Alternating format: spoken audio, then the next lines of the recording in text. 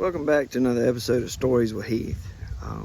As always, we appreciate you doing all that social media stuff, the liking, subscribing, all that stuff. But really what we'd like for you to do, we record these stories to try to help people. So if you think of somebody that this might help, or you think this little anecdote is something that would be beneficial to somebody, just share it with them, because that's why we do this. We want to try to help people. So today's story is the story of the post turtle. Now, post turtle may sound like a weird thing to y'all, but this is the way it was told to me. The old fellers used to say that back in the Depression era, they would be walking along a fence, just walking, being sure all the wire is good and everything like we're doing here. And occasionally they would walk up on a turtle. No, it's not a real turtle. If I'd have had a real turtle out here, Peter would have got me for sure. This is a fake turtle. But look at him up there. Doesn't he look happy? He looks like he's doing a fantastic job. And you know what? When you find a turtle up on top of a post, its little legs will just be pumping as it's trying to pump air, and it thinks it's doing a fantastic job. Look at all the stuff it can see from up there.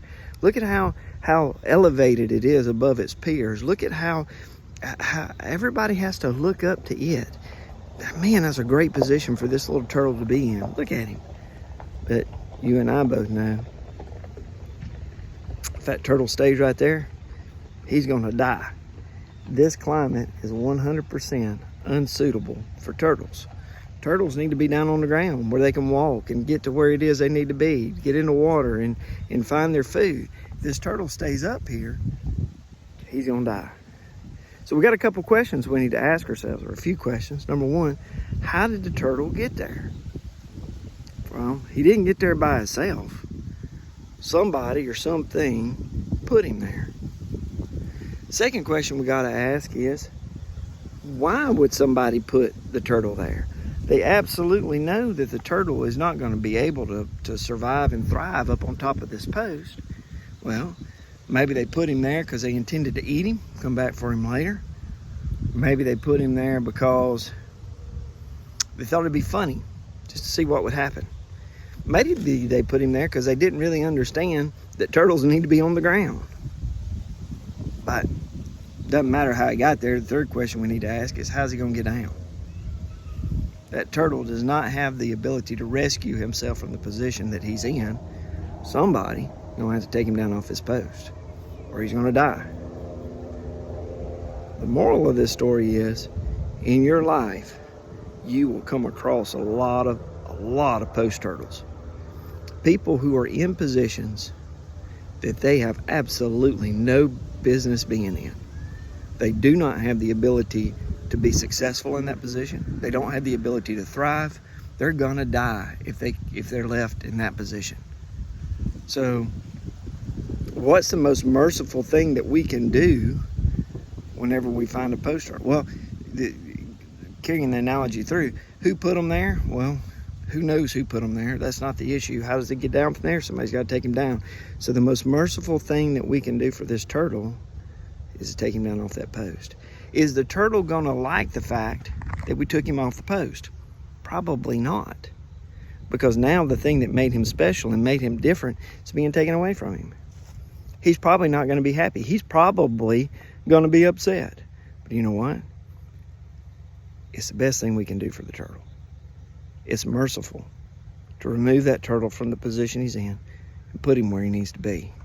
Now, this story was told to me in regards of politicians, that the group of politicians were a bunch of post turtles, and the most merciful thing that we the people could do is send them back to where they came from.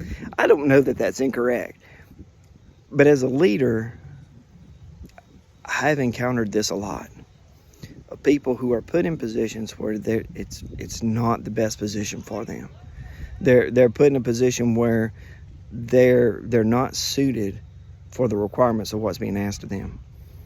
And so the most merciful thing that I can do is to help that person out of that position so that they can find a position where they can thrive.